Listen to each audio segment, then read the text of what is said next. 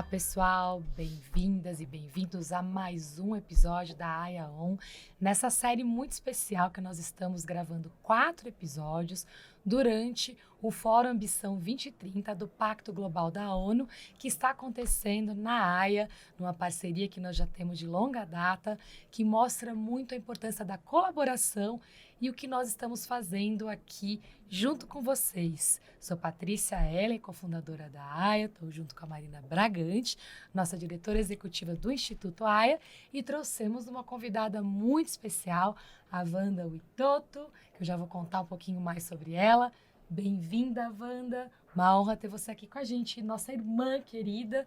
Então, nós estamos aqui no episódio em família.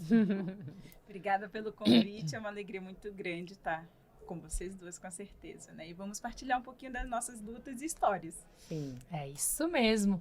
E para lembrar, quem esqueceu, a AIA é o primeiro e maior hub de descarbonização da América Latina, onde nós estamos trabalhando para mostrar que é possível ter um modelo de desenvolvimento que seja positivo para as pessoas, para as florestas, o planeta e para a economia, nessa ordem, né, Vanda? Então é nessa ordem porque é muito importante lembrar que as 3 coisas precisam acontecer, mas colocando sempre as pessoas e as florestas no centro. Para que isso aconteça, a gente trabalha com 5 grandes transições para acelerar essa transformação para uma economia de baixo carbono.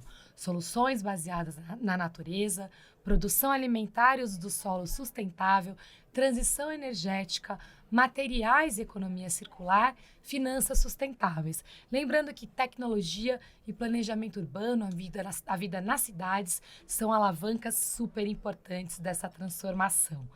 Estou sem voz, estamos as 3 exaustas, porque a gente está no fim do 2º dia do evento, mas estamos aqui firmes e fortes, como toda mulher, né? Sim, lutando e nesse como episódio, mulheres. agora eu vou contar, a gente tem a honra de entrevistar a Wanda Witoto, que é uma líder indígena nascida. Colocar aqui a data do seu nascimento, não sei porquê, viu? Na aldeia Colônia, é uma figura muito inspiradora que carrega consigo a herança da força ancestral de seus antepassados. Durante a pandemia da Covid-19, Wanda foi uma grande líder comunitária, mobilizando recursos e apoio para enfrentar a crise de saúde entre os povos indígenas. Junto com outras mulheres, ela se destacou num papel muito importante como profissional da saúde e mulher indígena na luta contra a pandemia. Eu brinco aqui, né, que essas descrições me deixam um pouco maluca, porque a gente lê, fala, vou falar o que o LinkedIn não vê, né? A Wanda, gente, foi a primeira mulher indígena a ser vacinada. Então, a gente tem uma história de luta dela aqui que é realmente impressionante. E a gente tem em comum que estávamos todas na luta da Covid-19. Semana passada, a gente fez 4 anos do início da quarentena em São Paulo. O que é passada, né? Que podcast não tem data, o pessoal sempre fica bravo comigo. Exatamente. Mas dia 24 de março, a gente fez 4 anos do início da quarentena em São Paulo.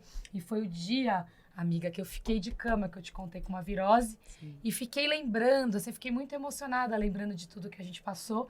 Pensei muito em você, porque a Malu e a Aninha, minhas filhas gêmeas, foram para a Amazônia pela primeira vez ano passado e o primeiro lugar que elas conheceram foi a casa da Wanda.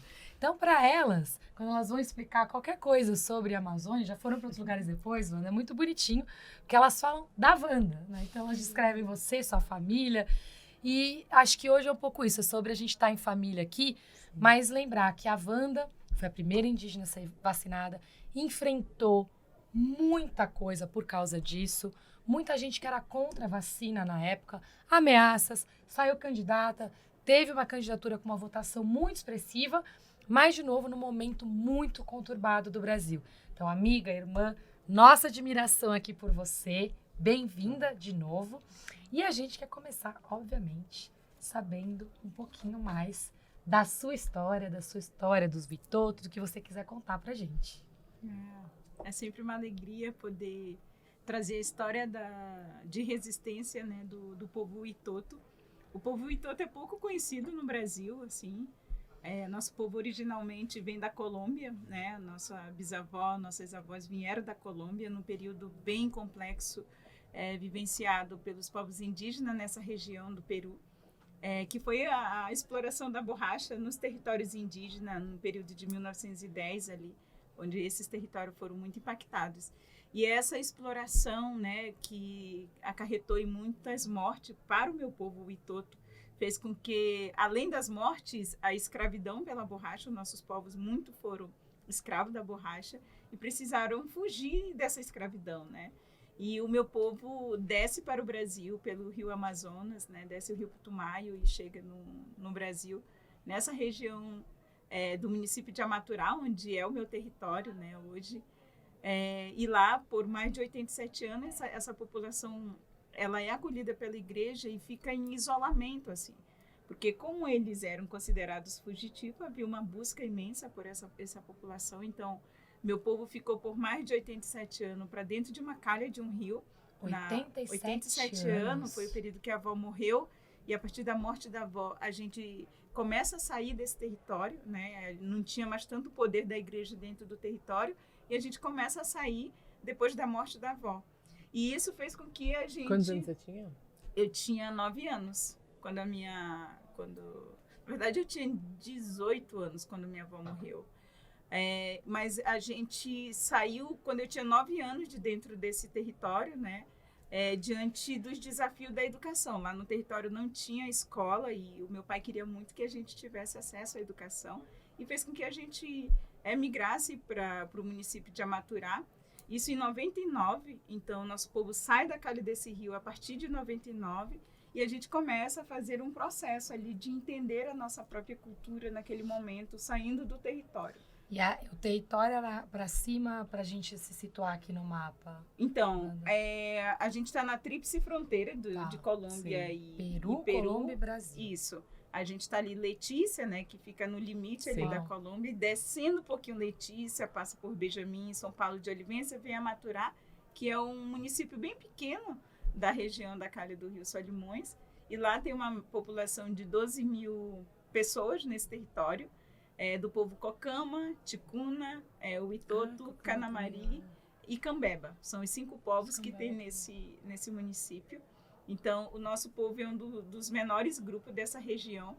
E, a partir de 99, passa a fazer um pequeno movimento ali com outras lideranças de reconhecimento do nosso povo, desse território, que até então nem se compreendia muito bem o seu pertencimento ético, porque houve essa violência, né, de apagamento da história. A igreja proibiu essa identificação dos nossos povos, porque também havia uma busca dessa população, uma vez que eles fugiram do seu território ancestral, né? Fugiram do centro de escravidão, então havia essa busca. E aí foi orientado para a gente não se identificar mais. Então eu sou de uma geração que vem de um apagamento da história desses povos, né? A gente fez um jantar que a Wanda foi contando como é que ela foi se entendendo indígena e como isso foi dolorido, mas também foi muito potente para ir poder se reconectar consigo, né? Totalmente. Eu fui tirada do território aos 16 anos, fui para Manaus como empregada doméstica com a ideia de que aquela família que me levou ia oferecer a educação e trabalho. E essa caminhada de retirada do território me permitiu ir para outros lugares da educação, como a universidade, por exemplo. Foi nesse processo que se inicia um processo de compreender e questionar, na verdade, a história da minha avó, a história do meu povo, que a gente sempre soube que era o Itoto, mas não se compreendia dentro da sua complexidade, dentro da sua cultura, né? Porque havia uma proibição e os nossos velhos não queriam mais que a gente se identificasse para não sofrer toda a violência que eles passaram, né? Então, ao entrar na universidade aos 27 anos, em 2015, a gente inicia um processo de se entender o Itoto, né? A gente passa a pensar sobre quem somos. É muito recente.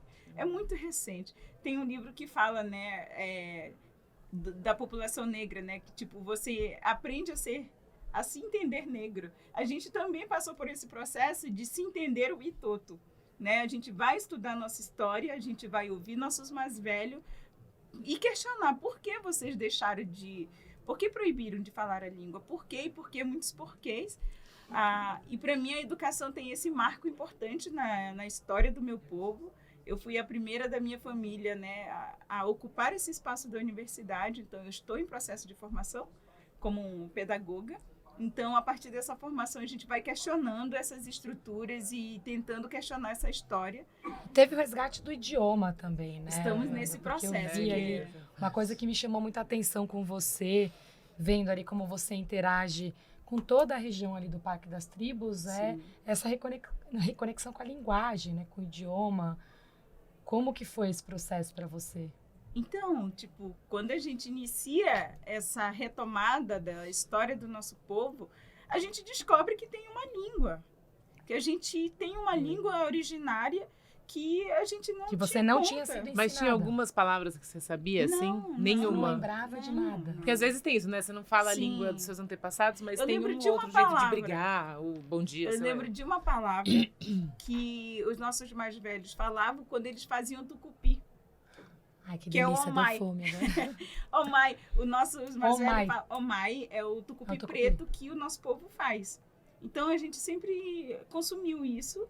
E era a única palavra que eu tinha de memória e que agora pesquisando, né, a gente tem toda a história do tucupi, que é um elemento muito importante da alimentação do meu povo. Não, acho que tem uma parte muito legal que é a conexão com a internet, porque foi pela internet, não foi? Que você foi descobrindo alguns cantos do seu povo e Isso foi aprendendo outro. ali. É muito legal. Mas né? você processo. aprendeu o seu próprio idioma. Só Então, olha o que aconteceu.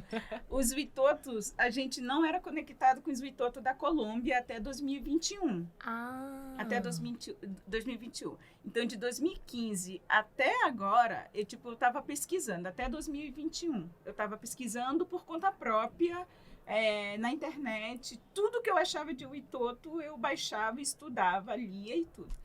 E não tem nenhuma pesquisa com os Witotos no Brasil. Então, toda a literatura é em espanhol ou em inglês. E, eu não sei ler inglês, mas o nosso povo tem muita influência da fronteira, então o espanhol é muito mais comum para a gente. Então, eu acessei muito essa literatura em espanhol para ler sobre o meu povo.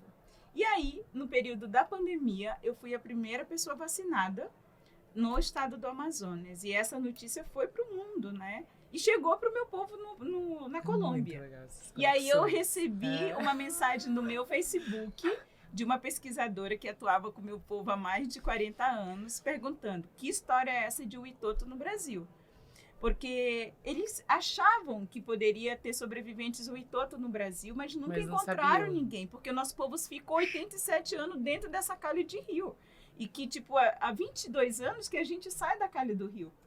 Tem 22 anos que a gente sai da... A Wanda fala do medo de chegar perto do rio, né? Quando passava barco, todo mundo tinha que correr pra dentro, assim. Então, assim, a gente tinha uma casa, era uma única casa nas margens do rio, porque quando havia vazante, a gente fazia roça na beira do rio, porque é mais fértil, dá muito alimento, né? Sim. E aí a gente fez uma casa, porque quando o rio baixava, a gente vinha para essa casa à beira do rio. E quando passava barcos e navios maiores, a gente não podia estar com a luz ligada durante a noite. Então, a gente dormia tudo no escuro para que nossa casa não fosse identificada. E, assim, os nossos avós tinham muito medo de se identificar ou de alguém encontrar a gente naquele lugar. Então, a gente dormia tudo na escuridão. Até hoje, meu território não tem energia. Não entendo por quê. Eu entendo a dificuldade de chegar a essas coisas, né? Um programa, por exemplo, de luz para lá não tem energia, não tem escola até hoje no território. Há um esforço dos moradores de lá, dos nossos parentes, de darem aula para as crianças lá mesmo, né? Mas não tem escola, por exemplo. E energia. Então, nesse processo de 2021, a gente se conecta a partir da internet, assim, da notícia de que havia uma mulher Witoto sendo vacinada no Brasil. E essa pesquisadora não era Witoto, ela era uma pesquisadora... Uma pesquisadora não indígena que convivia colombiana. Não, ela é brasileira, mas que atua na fronteira com o nosso povo. É a Verônica Manauara. Ela já é aposentada, tem 72 anos, super tecnológica, vive nas redes sociais. E ela nos encontrou. E 3 dias depois ela deixou o contato dela, liguei para ela, porque eu estava nessa ânsia de encontrar um dos nossos parentes de lá. E ela 3 dias depois da nossa conversa, você precisa encontrar seu povo. E seu povo está aqui pertinho em Letícia, você precisa encontrar eles. E aí, 3 dias depois, tinha mais de 6, 8 lideranças na sala dela querendo conhecer a Wanda Witoto. Claro. E assim, gente, foi a melhor experiência da pandemia que eu tive, foi esse encontro, assim, sabe? De mais de 100 anos, porque há 100 anos de separação do território. Você foi até lá ou eles vieram? Não, só dar um spoiler. A Wanda veio aqui um dia e daí a gente foi a equipe toda almoçar com ela. E ela começa a contar essa história. A hora que eu olho, tá todo mundo na mesa chorando. Aos prantos. Porque a história é muito emocionante, assim. É muito bonito você ver isso acontecendo na sua frente com uma pessoa que você gosta. E ela vai contando os detalhes, é lindo. A música, né? Tudo que vem junto, assim. Tudo. Então, tipo, a gente se encontrou, fez essa chamada, assim.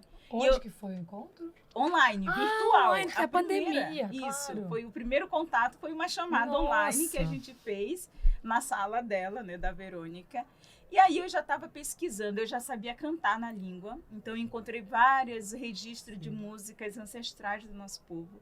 E eu, assim, só da escuta eu aprendi a cantar.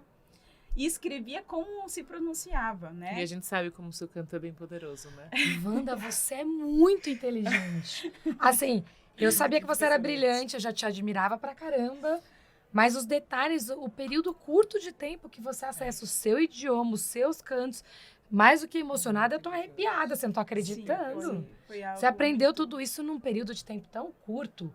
E sem contar que o aprendizado adulto é muito mais complexo. Não, você, é uma coisa é uma criança aprender uma língua nova e tudo isso que você aprendeu no período 2021, a gente tá em 2024. Exatamente. Como assim? Não, quando eu falo com a Wanda, toda vez, assim, gente, o que a vida dela aconteceu nos últimos 4, 5 anos... Não, ela é um deu avatar. 5 voltas ao mundo, Ela é um avatar literalmente indígena. Tá dando volta ao mundo, porque tá indo pro Japão agora. Quantas pessoas você conhece no mundo que aprenderam uma língua num espaço tão curto de tempo? Não, é assim, a gente já muito te conhece impressionante.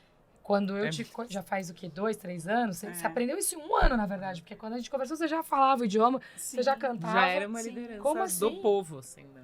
Isso é impressionante pra gente, assim, isso me emociona muito, porque, Nossa, tipo, isso é muito quando eu olho exatamente esse curto período de tempo que tem sido revolucionário pro nosso povo, sabe? O nosso povo, as pessoas sabem que o meu povo existe hoje, e isso não tem preço, assim, sabe? De ver o meu pai, por exemplo, o meu pai, muito recentemente, teve a coragem de dizer assim, eu sou Edson Itoto, foi a coisa mais incrível que eu ouvi, porque os velhos não se apresentam como um Itoto. Né? Eles precisam estabelecer uma relação de muita confiança, sobretudo com quem não é indígena, e as pessoas que não indígenas que vão no território conhecer a gente, conhecer a nossa história.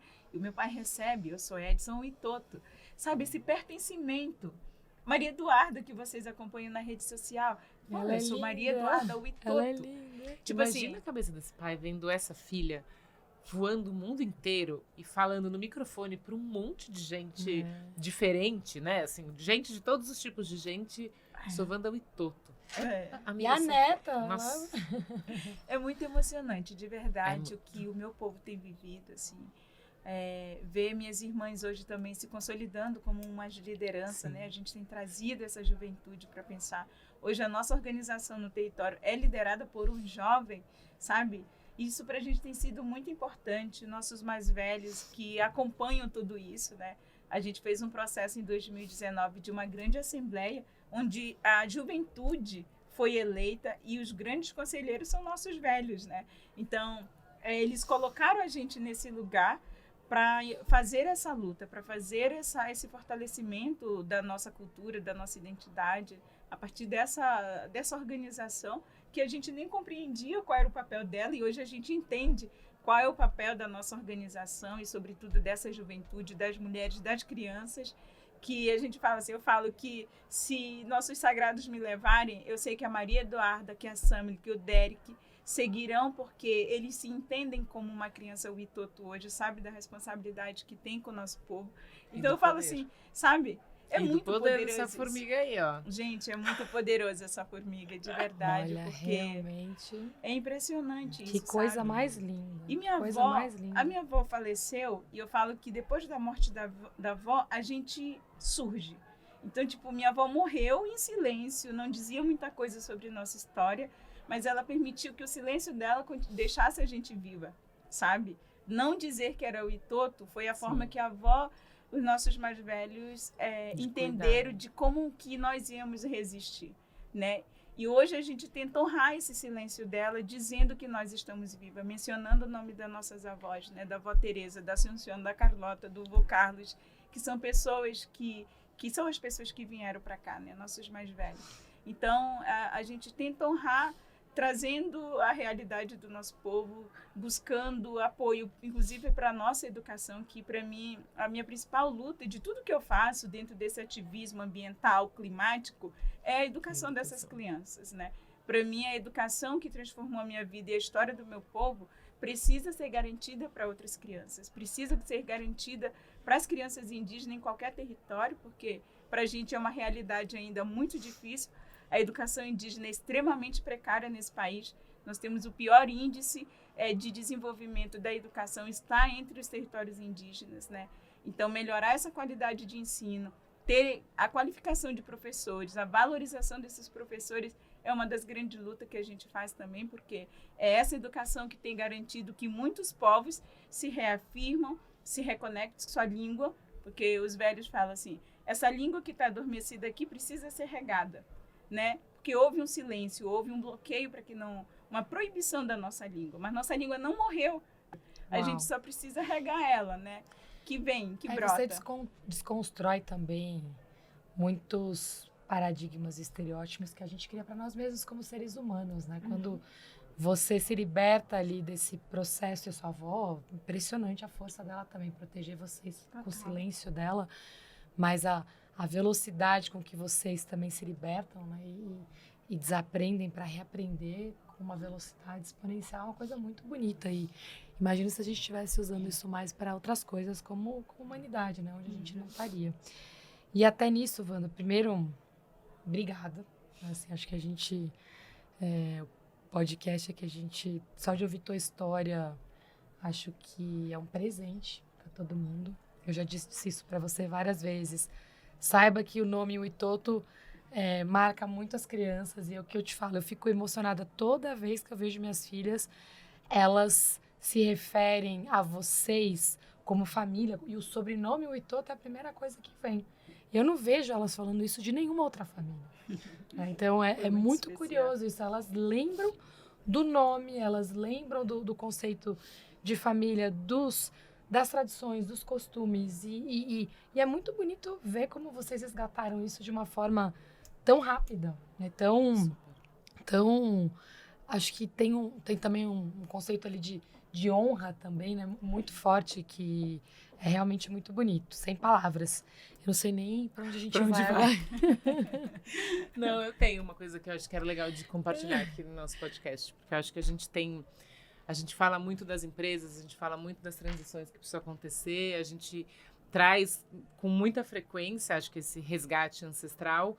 E eu, como amiga da Wanda e acompanhando ela nos últimos anos, tenho uma preocupação que é assim, quando ela rompe a bolha e consegue falar em vários lugares, ela também se expõe e passa por cima dela com muita frequência. E acho que é uma reflexão que a gente não vai achar a solução aqui, mas para o podcast, que é como é que a gente cuida dessas lideranças que são voz de um povo que ainda não consegue chegar com tanta intensidade nos espaços de decisão, mas também não expõe e não... Acho que é isso, né? Não joga. Como é que a gente vai junto e ajuda a Wanda a fortalecer outras lideranças no povo Witoto e outras lideranças indígenas e outras mulheres pretas nos seus territórios e nas suas famílias, para que a gente tenha menos carga e peso nas lideranças que romperam a bolha e mais possibilidade da gente fortalecer isso que elas têm feito, que é tão importante. Eu acho que essa é uma discussão que a gente tem tentado trazer aqui na AIA e que ela precisa, de fato, ser enfrentada, assim, né? Isso é realmente, sabe, uma discussão importante, necessária a gente pensar, porque as mulheres hoje, né, que estão à frente de suas comunidades, das periferias, de situações de luta pela vida de uma coletividade, elas têm sobre si um desafio muito grande, né? É que lidar com as suas emoções e com as emoções dos outros, com os desafios coletivos que perpassam nossas vidas, né? Eu estou inserida, por exemplo, no Parque das Tribos, que vocês conhecem, que é o maior bairro indígena de Manaus, né?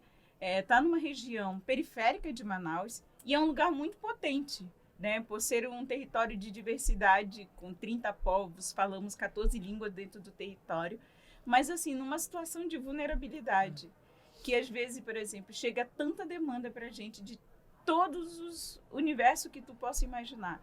A gente lidar com violência de mulheres em território, a gente lidar com alcoolismo, a gente lidar com suicídio, que é elevadíssimo dentro dos territórios indígenas no Brasil hoje. Esse é um dos maiores índices, está entre nossos territórios indígenas. Tu imagina uma liderança à frente desses territórios, dessas comunidades, né, recebendo todas essas cargas, o desafio da violência dos territórios indígenas, que muitas regiões, por exploração de mineração, né, por invasão dos nossos territórios, lidar com isso. Quando eu olho, por exemplo, para o povo guarani, que tem, para cada semana a gente vê assassinato de um jovem, de uma mulher, a casa dessas mulheres sendo incendiadas, né? A gente não tem suporte nenhum emocional, a gente não vai em terapia, a gente não tem suporte, você aguenta aquilo ali, sabe? Falam de resiliência, eu não gosto disso, de tratar a gente com resiliência, não. Porque a gente tem nossas fragilidades e a gente não tem estrutura nenhuma, né, para lidar com isso, assim, emocional, física, de recursos financeiros, né? A casa dessas mulheres, assim, são extremamente precárias das lideranças. Essas lideranças não comem durante suas lutas. A gente nem se dá conta de que precisa comer. Muitas mulheres estão adoecidas, muitas mulheres indígenas, lideranças, estão adoecidas com essa sobrecarga de trabalho, né, de lidar as emoções, de todos esses impactos que a gente perpassa. Agora, Wanda, nesse sentido, a gente está aqui dentro do contexto do Ambição 2030, Sim. que foi um movimento aqui para mobilizar e trazer o papel do setor privado, né, nessa mudança. O que você acha, passando uma mensagem aqui para o setor empresarial, o que gente que tem a caneta ali nas empresas poderia estar fazendo? Porque a gente sempre fala dos governos, né? Mas o que as empresas poderiam fazer de diferente para contribuir para a mudança dessa situação? Hoje a gente vê as empresas numa grande discussão do ESG, né? Que é uma nova sigla que estão se apropriando, mas que a gente não vê tantas ações na prática para a questão social, né? Existe uma preocupação com a sustentabilidade das empresas, com a questão ambiental, com a governança, mas o social, que é um dos pilares dessa sigla, ela é muito negligenciada ainda pelas empresas. Não está chegando na ponta. Não está chegando. E as empresas têm uma responsabilidade muito grande de transformação dessas realidades sociais, né? A gente tem atuado com muita irresponsabilidade, sabe, as nossas ações enquanto empresas. Acho que a gente precisa pensar de ter responsabilidade coletivas, e ela está pautada exatamente de como que as nossas ações podem impactar territórios, periferias, comunidades, grupos de pessoas que se organizam em algumas regiões, em alguns territórios, né? Como que a gente olha para essas pessoas, porque acho que toda mudança que a gente está propondo nessas discussões globais, né, aqui no Pacto Global, na Agenda 2030, 2050, é o exercício de a gente olhar para as pessoas. Eu acho que a gente tem provocado muito isso, né, do governo olhar para as pessoas, das empresas olharem para as pessoas, porque é isso que vai fazer com que a gente, capacitando pessoas, a gente dando condições para as pessoas nesses territórios, é que a gente vai conseguir fazer mudanças reais, sociais, de educação, sobretudo, de geração de renda, de impactos locais, né?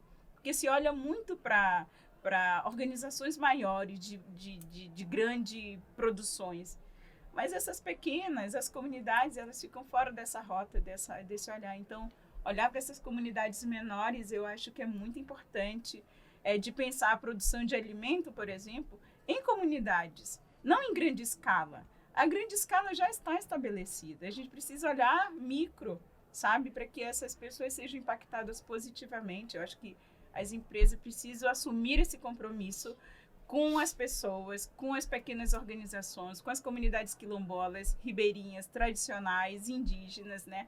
E olhar para a juventude e para as mulheres, que para mim é um grande marco de mudança. A juventude, ela é muito poderosa e ela que tem provocado mudanças sistêmicas, assim como as mulheres. Então, olhar para essa juventude, olhar para as mulheres nos territórios, nas comunidades. Eu acho que é a grande responsabilidade que as empresas precisam assumir, investindo, né? Porque sem recurso hoje a gente não consegue mobilizar pessoas, realizar projetos de impacto. Então, as indústrias têm, as empresas têm aqueles, como é que chama? Conselhos? Não é conselhos, não. São aquelas coisas fiscais, como é que é? Incentivo fiscal. Incentivo. As empresas têm os incentivos fiscais que às vezes nem aplicam, por não saberem aonde destinar. Então, é importante fazer um mapeamento de comunidades no seu estado para desenvolver essas ações, né?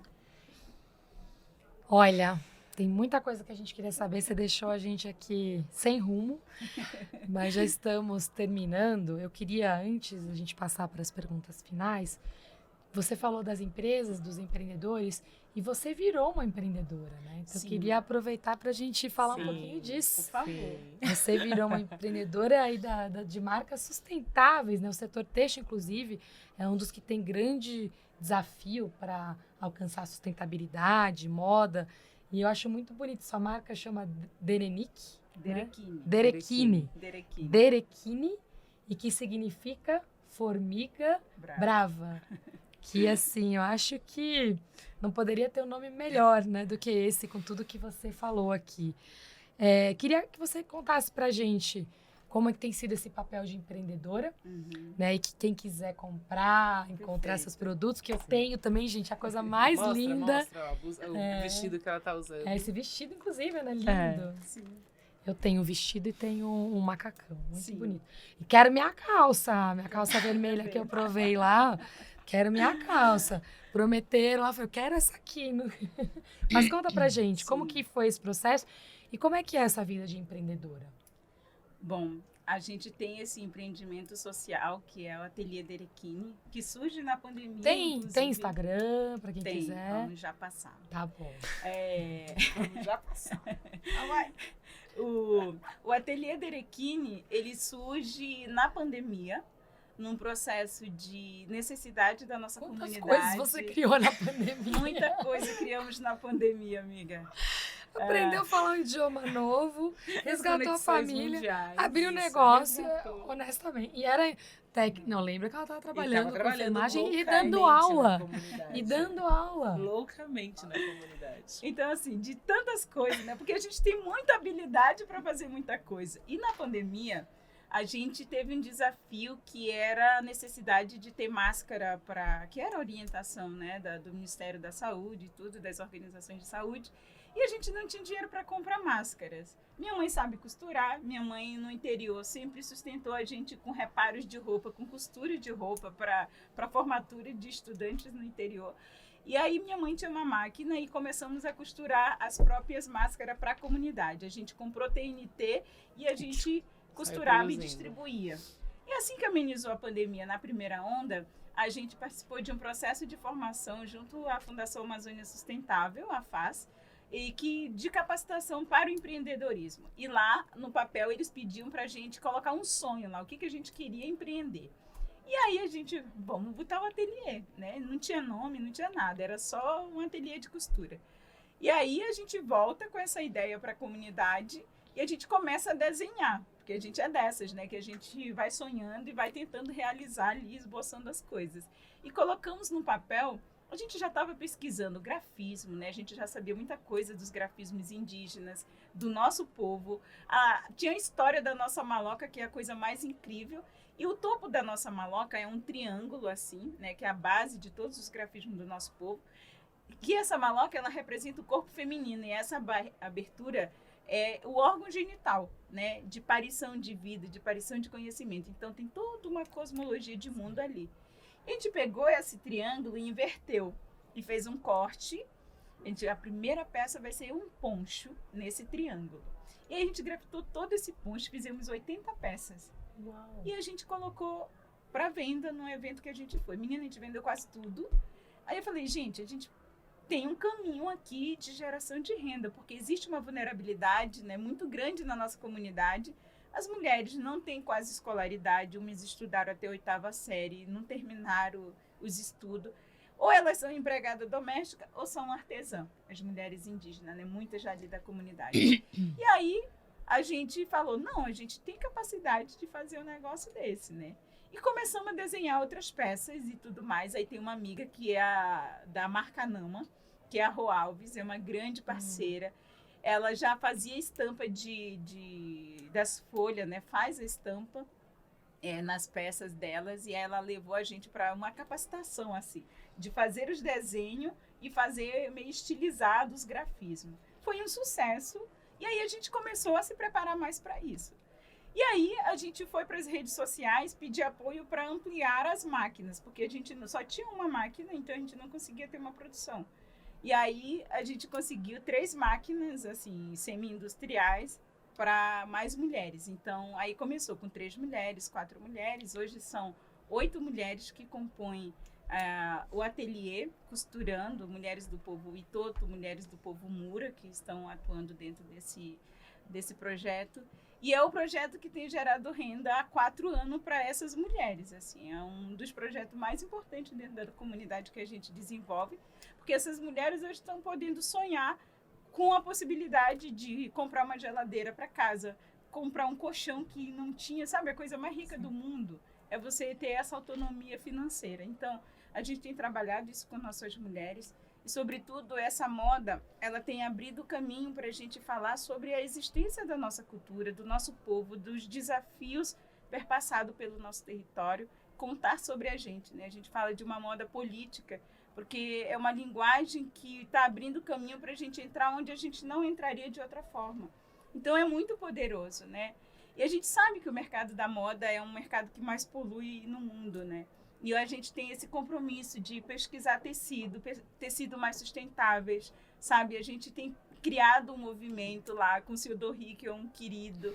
Tem outros parentes, sabe? Iraticuna, fazendo esse movimento da moda lá. Fala o Instagram, para todo mundo pegar. E o nosso Instagram do Ateliê Derequine, lá é a plataforma principal de venda para todo o Brasil. A gente manda para todo o Brasil hoje, que é @Ateliê Derequine. Você pode acompanhar lá. E Derequine. Derequine, isso. Com quê? Com Q. Q-U-E. Derequine, no final.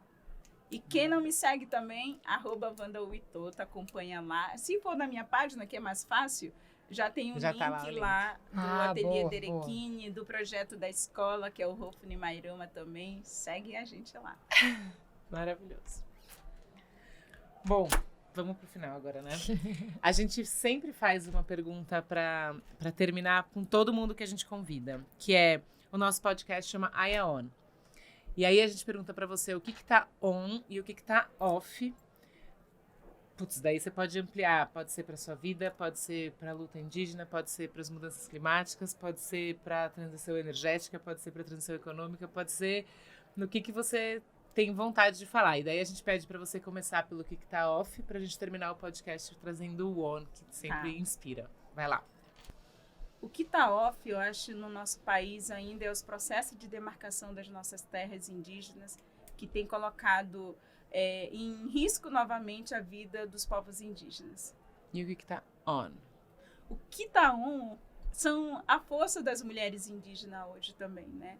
A gente ocupar esses espaços de tomada de decisão tem sido algo muito importante. Ter uma ministra, ter uma deputada, para a gente é um grande avanço nesse processo dessas mulheres indígenas na ocupação de espaços de tomada de decisão. Maravilhoso. Tá bom. Uau. Quero ver se fazer o resumo Nossa, agora. essa aqui... Tô aqui, ó. Eu ainda tô aqui processando tudo. Gente, estamos finalizando mais um episódio da Aya On. E tivemos aqui uma aula de vida, né? Aya significa espírito ancestral em Quechua, né, que veio ali daquela região do Peru, da Colômbia.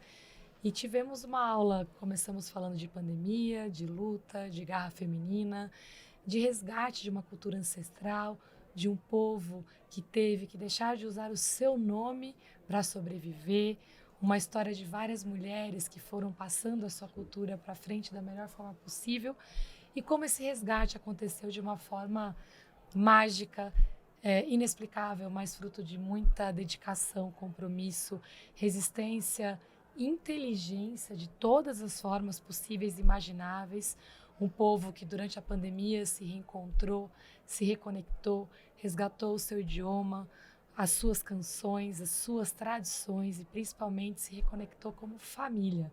Essa família que hoje continua vivendo nessa região ali no eixo entre Colômbia, Peru e o Brasil, e em Manaus ali também tendo uma representação muito importante no Parque das Tribos, e através disso também temos uma mensagem muito importante para as empresas, para a sociedade civil, como nós podemos apoiar e fazer a nossa parte para que essas lideranças tenham seus espaços de direito, de fala e fiquem vivas e que possam fazer o seu trabalho com respeito e dignidade. Finalizamos ainda aprendendo que, além de tudo, a Wanda Witoto é uma empreendedora com muita preocupação com a economia de baixo carbono, que tem dado um exemplo para o mundo, levando a sua cultura para a população, mas também de forma sustentável e distribuindo emprego e renda para mulheres que não teriam acesso a isso se não fosse o exemplo dessa força, dessa união e desse resgate à ancestralidade.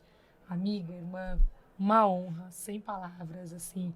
Não vou continuar porque eu vou só chorar aqui, mas eu quero terminar aqui, saindo de todos os protocolos, te pedindo um abraço, sabe assim? E realmente agradecendo por essa luz. A gente que agradece a oportunidade de estarmos juntas aqui, né? As forças das mulheres.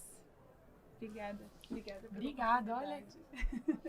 Se mais gente tiver 1/10 da sua força, da sua luz, a gente vai cumprir a missão 1.5 e não vamos cozinhar como sapos nesse planeta. Tenho certeza disso.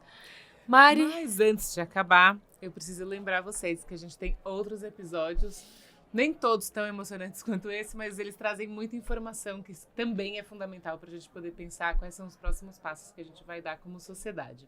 Então acompanha a gente lá no Instagram, @aya.earth, ou no YouTube, Aya Earth Partners. Deixa lá o seu comentário, a sua sugestão. Compartilha com a gente o que você está pensando, porque para a gente é importante para trazer os próximos episódios também. E acho que é isso. É uma honra, amiga, assim, toda vez que eu fico com você, e pode ser uma conversa no WhatsApp, um café, um jantar ou um podcast, eu aprendo muito.